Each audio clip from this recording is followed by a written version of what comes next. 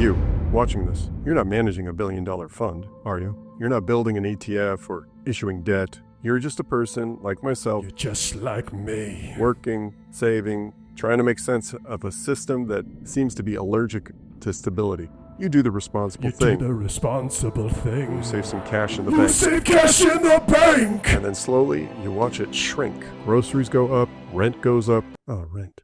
I gotta pay my rent. And eventually, you realize you're not saving, you're bleeding out in slow motion. In this episode, we're exploring what actually gives Bitcoin its value and why it has nothing to do with Wall Street. I'm Oceans. This is Beyond Bitcoin. Let's get weird. It's a good tagline, right? Let's get weird.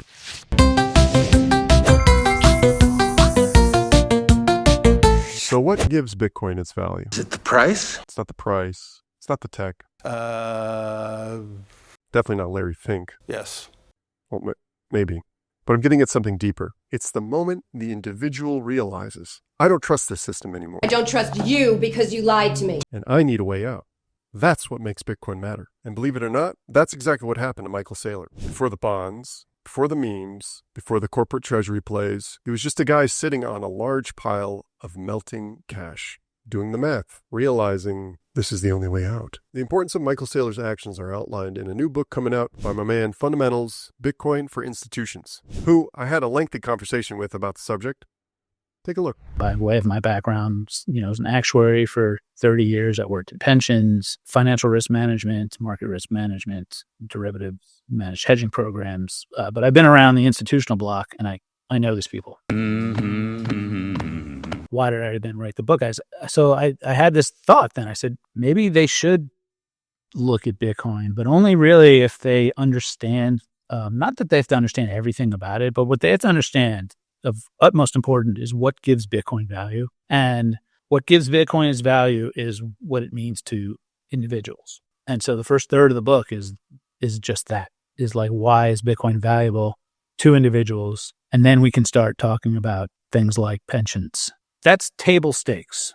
You're like the CFO of Microsoft, and you're getting pressure from some investors to do something with Bitcoin, right? I don't want to be anywhere near that ticking time bomb, because God knows, first of all, what they'll do. If you're going to play around with Bitcoin, you must do so with this understanding of its value to individuals. Even the smallest person can change the course of the future. MicroStrategy, you can look at in two phases. Phase one, they solved a problem that was an individual's problem. The individual happened to be the CEO of the company. He was looking at his life savings, and he was looking at that getting absolutely debased in a monster print. They were just tapping dotted lines at it with a pencil.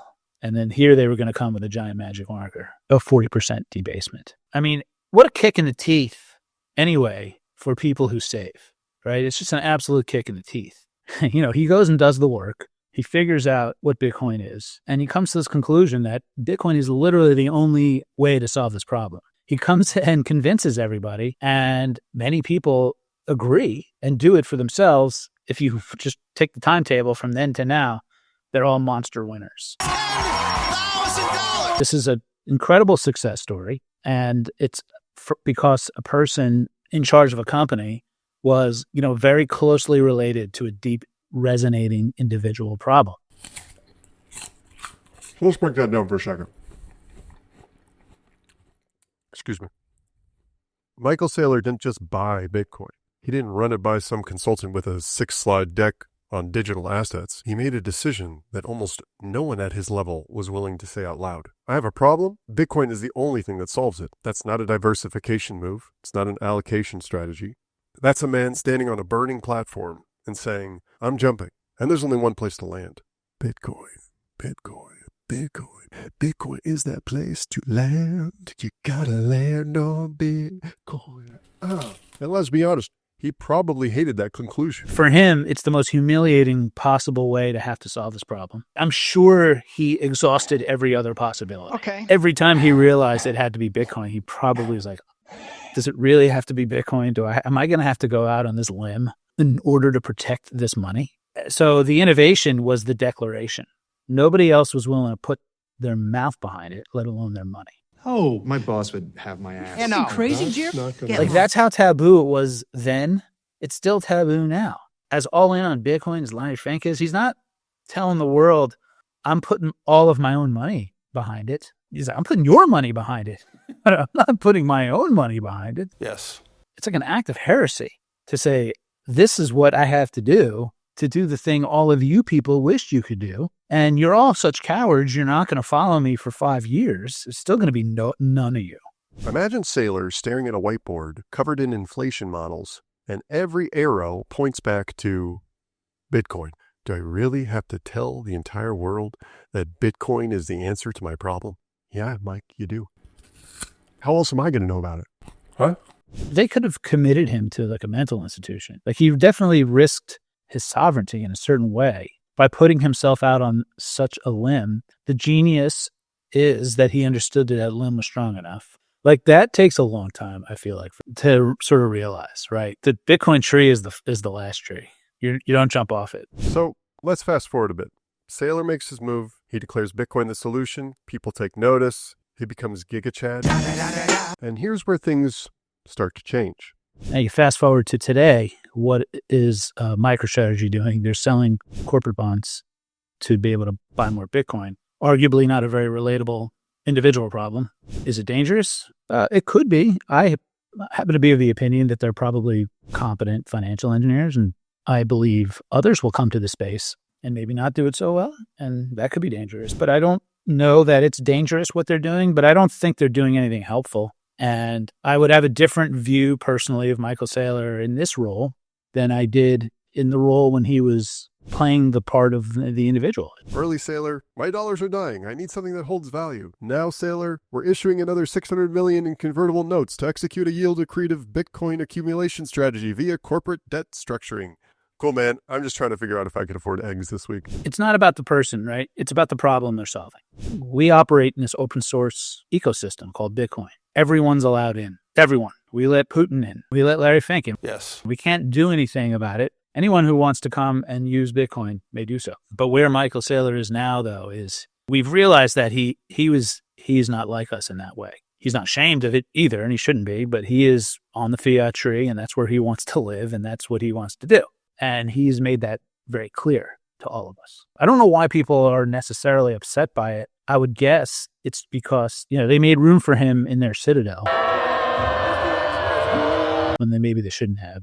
Because he's telling you, like, no, don't make room for me in your citadel, dude. I'm here. I'm one of the wealthy boys, okay? He's solving actually a bigger problem, which is just, it's, to me, kind of a shallow problem, which is just like, how do I print more money how do I use my company to print more money to buy Bitcoin? Not too relatable. It's speculative attack on the dollar. It's not a valueless thing. It's a useful use of a corporation if you're a Bitcoiner. It's not rooted in the individual in any way, shape, or form. And I would argue in my thesis that makes it dangerous. Look, what he's doing might be smart. It might even be brilliant, but it's not relatable. And that matters because the power of his original decision made people feel like they weren't crazy, like they weren't alone. But now, kind of just feels like corporate cosplay with a orange tie. Well, I'm wearing my orange tie. That's the shift. When you're accumulating 500,000 Bitcoin for a company, we don't know where that's headed. We don't know what future that entails. And that's where we need to be careful. Because when the suits start showing up, they're not solving our problems, they're solving theirs. That sounds like a line that would come out of, what's this movie with Pony Boy? I'll take you.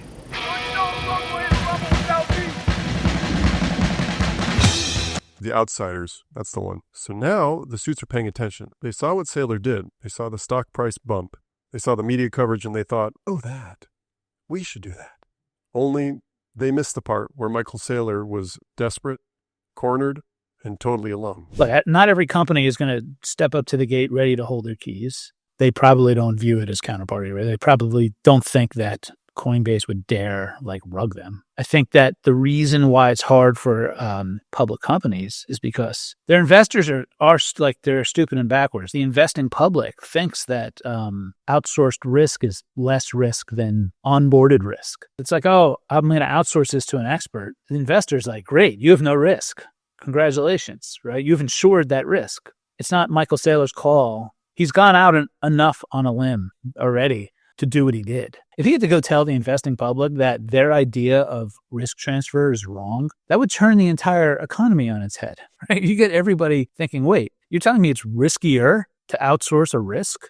I thought it was less risky. I thought that's how you remove risk. You know what Fugazi is? Like by pawning it off on somebody else, but it's actually not. And if people start thinking about that, start thinking of risk this way, it's going to cause madness and mayhem. And I think we can give Saylor a pass a little bit on not going that far and saying, you know what, I'm going to let somebody else custody my keys. I don't need this problem. It just so happens that Michael Saylor is very clear about this trade-off. It's just very clear that he doesn't want to make it. I have no judgment about it. Now, an investor should have an objective view about that. A non-investor / critic should at least understand that there's only so far you can poke the bear. If you're Michael Saylor, you can't just, you can't like stab the bear. So where does that leave us? Michael Saylor made a decision, a radical, vulnerable, borderline humiliating leap because he saw something that most people weren't willing to admit. But when institutions try to mimic that move without the pain, without the problem, without the personal cost, they're not innovating. Bitcoin isn't valuable because Larry finked it up. Yes. It's valuable because you needed it first, the individual. Quick question while we're on the topic. Do you think Michael Saylor owns too much Bitcoin? You can let me know in the comments below, or you can go to sazmining.com and start mining it yourself, remotely, efficiently, and without turning your guest room into a Bitcoin sauna. Saz Mining handles the hosting, hardware, and power, so you can mine Bitcoin straight to your own wallet with zero maintenance. Start stacking sats quietly and live your life. It's non-custodial, easy to set up, and honestly, there's nothing more satisfying than stacking sats straight from the source. Take control, mine like a sovereign at sazmining.com. Book a call with one of their expert team members today, because every sat you mine is one less for Saylor. If you like this content, you want to see more episodes of Beyond Bitcoin, let me know in the comments.